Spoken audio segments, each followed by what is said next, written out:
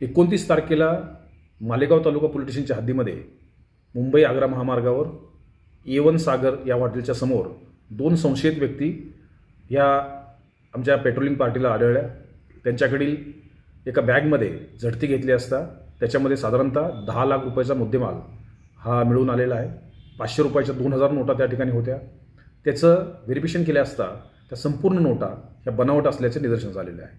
हे 2 व्यक्ती नजीर अन्सारी आणि मोहम्मद अन्सारी हे बरहानपूर मध्य प्रदेश या ठिकाणचे रहिवासी आहेत।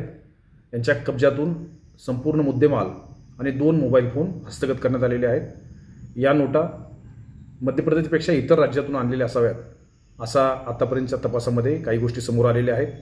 त्यांनी हा मुद्देमाल याच मालेगावच्या ठिकाणी किंवा नाशिक जिल्ह्यामधील एका व्यक्तीला देण्यासाठी त्यांनी या ठिकाणी आणला होता अशी माहिती समोर येत आहे।